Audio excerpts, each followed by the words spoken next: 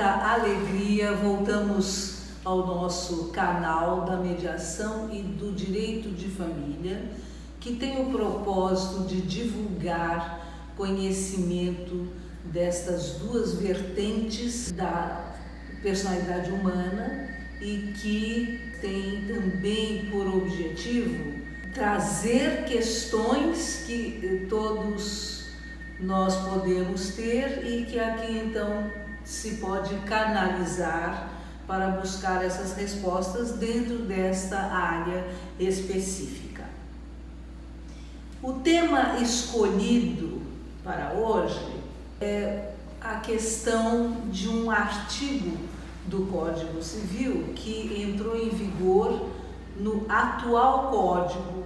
Esse é o nosso segundo Código brasileiro, Código Civil brasileiro.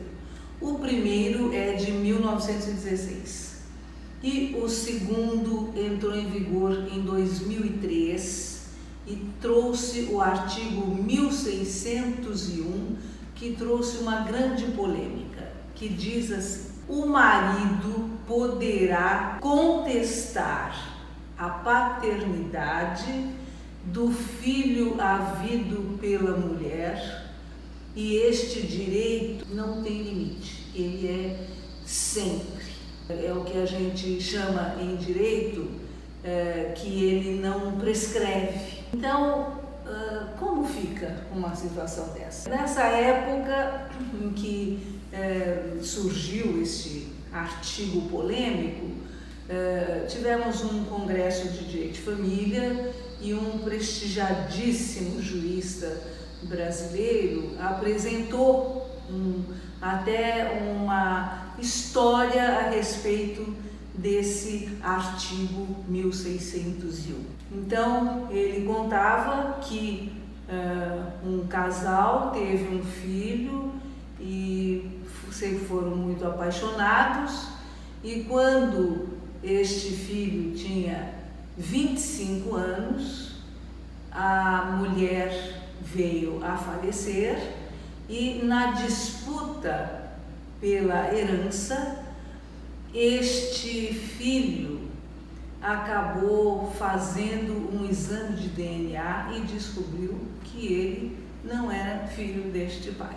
Então, para este pai foi uma revolução na vida, porque dedicou 25 anos de amor, afeto, para aquela pessoa que se formou, se constituiu por intermédio daquela figura paterna.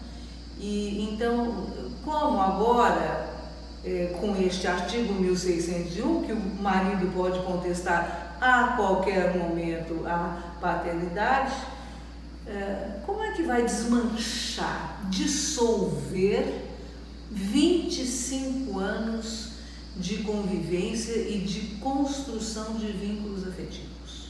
Então, nesta oportunidade, surge o estudo da possibilidade de se admitir a paternidade socioafetiva. O que vem a ser isso? O pai não é só o pai biológico.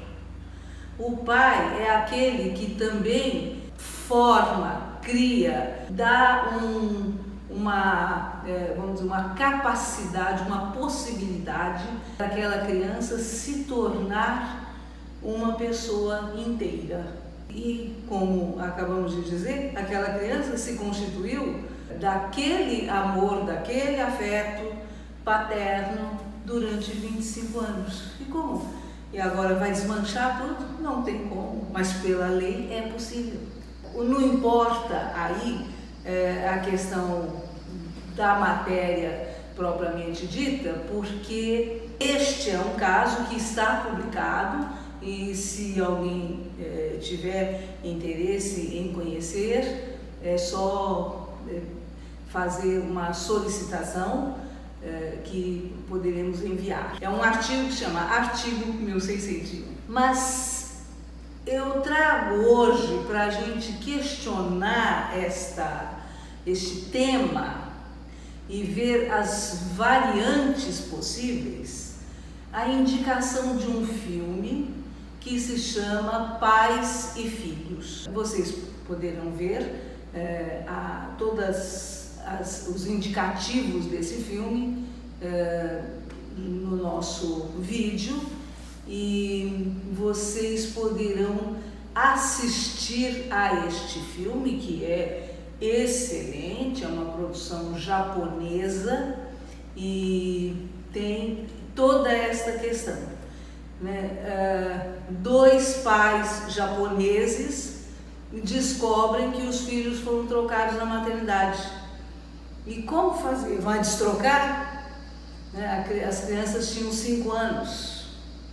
E como vai fazer? Vai apagar tudo o que tinha com um e falar: não, você é meu filho porque você é do meu sangue? E é esta questão discutida no filme, né? O que vale mais, o sangue ou o afeto? E aí tem um resultado muito interessante e que vale a pena vocês realmente se dedicarem a ver este filme para depois pensar nestas possibilidades. E o que é uma paternidade socioafetiva?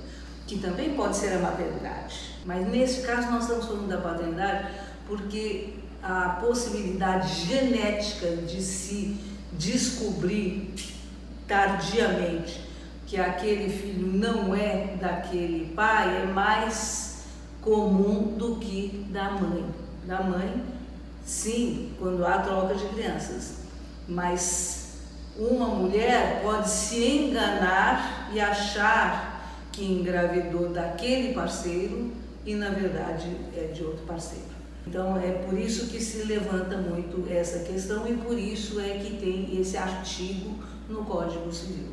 É uma questão bastante interessante e muito frequente, né? Nós percebemos em várias relações, não importa o nível sociocultural, né, em que pode haver este engano.